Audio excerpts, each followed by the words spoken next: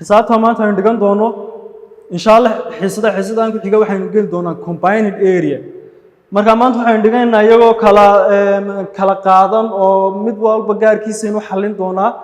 xiisadaha dambana waxaynu dhigan doonaa iyagoo combined oo isku xidhan marka tani waxa ay inoo fudaydinaysaa xiisadaha soo socda ay wax weyn nooga qabanaysaa dollar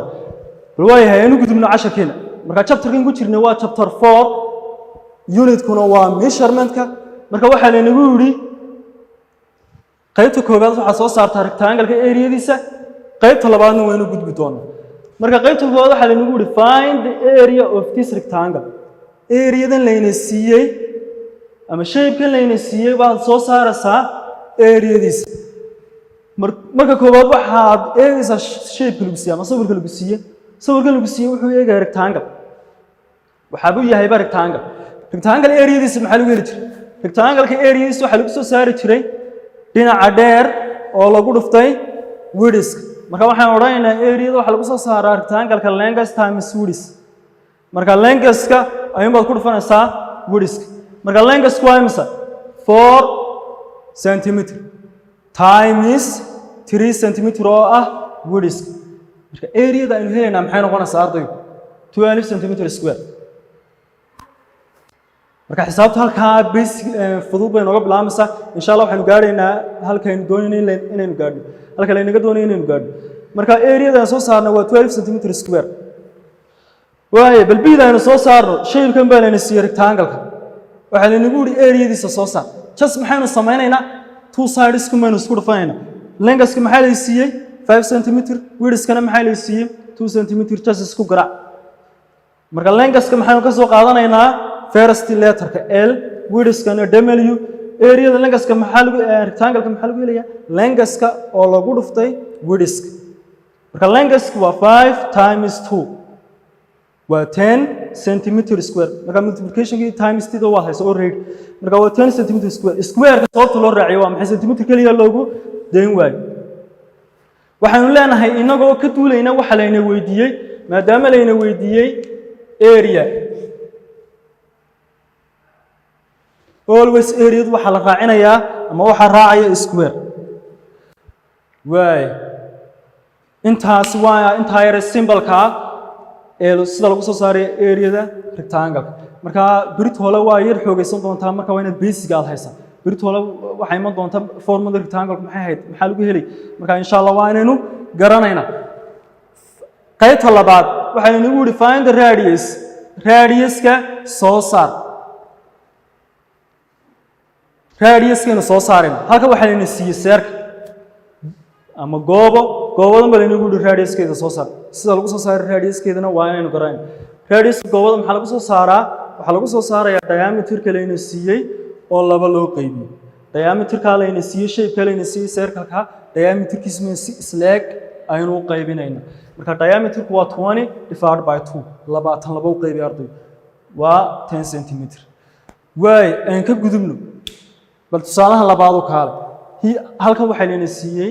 still circle-ka layna siiyay ba radius-kiisa laynaga rabaa way markaynu sida u eegno radius-ka maxaa lagu helay waa in markaa baa inagu soo dhacdaayo ahayd in radius-ka lagu helo diameter-ka la siiyay unba laba loo qaybinaya diameter-kaygu waa imse waa 8 laba u qaybi 4 cm marka guud ahaan waxaynu leenahay marka radius-ka la soo saarayo waa diameter-ka oo laba loo qaybiyay bal qaybta labaad aynu nimaano qaybta saddexaad iyadna waxa la inagu yiri find the area of this circle marka ka dambaysa xabad bay noo sii dhibaysaa marka waa inaad la socotaa baash meel fudud bay ka bilaamaysaa find the area of this circle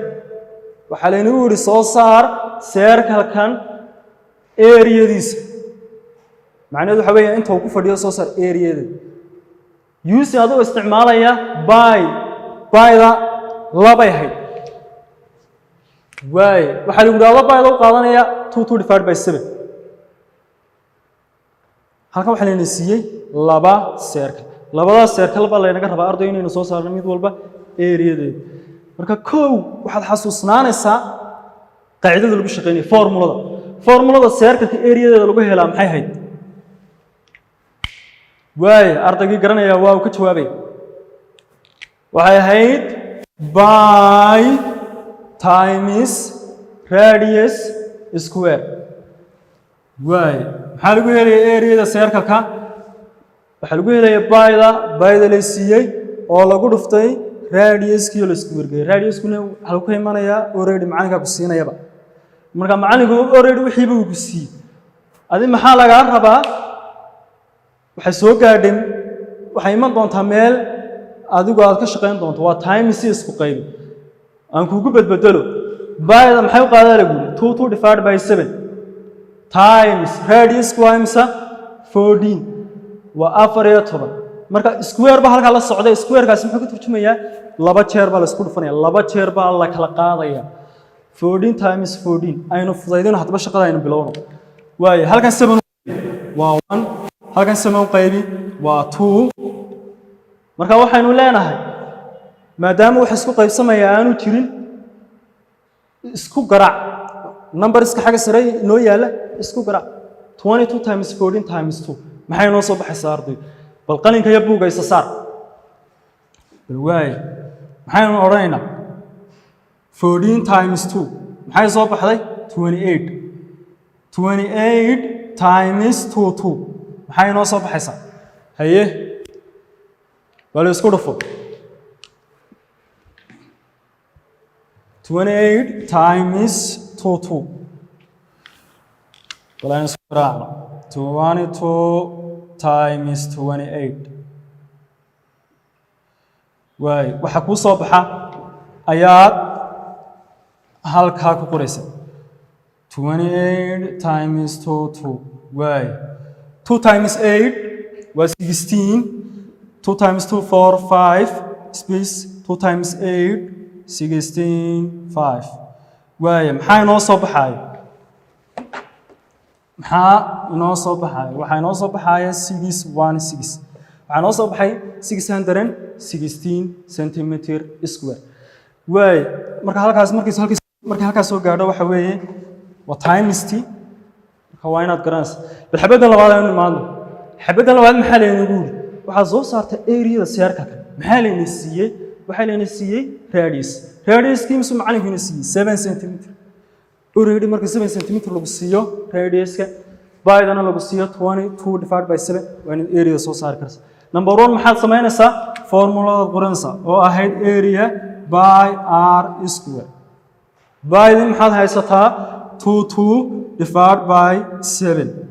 radius-ki waa imisa waa 7 waxaan filayaa arday walba inuu la socdaan arkaya 7 cm times radius-ki noqonaya 7 times 7 radius-ki 7 kaliyan haysta halku ka yimid 7 ka labaad waxa uu ka yimid ardayo maadaama halka square noo yaalo 7 ka laba jeer baa la kala qaadaya laba jeer baa la qoraya way aanu ka shaqeynaa hadaba area equal 7 ka iyo 7 ka isku jir 7 ka iyo 7 ka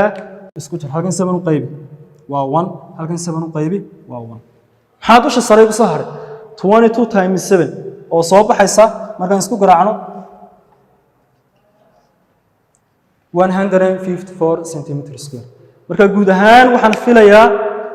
oo ka dharagsan tihiin sida lagu soo saarayo area circle-ka iyo sida lagu soo saarayo haddii lagu weydiiyo radius-ka iyo sida lagu soo saarayo area rectangle marka xiisadda wixii hadoo la dhaw waxaan gali doonaa iyagoo combined perimeter-kiina saas baan u geli doonaa haddoo la yidhaahdo dee halka lanaga rabana saas baan ku gaari doonaa marka guud ahaan waxaan idinka rajaynayaa idinka waxa laylisee buugga ku yaala inaad ka shaqaysaan platformka iskuulkiina idin diyaariyeen inaad haddoo la yidhaahdo aad ku soo tuurtaan marka insha allah guul baan idin rajaynayaa intaas baa casharku inagu ekaanaya haddoo la yidhaahdo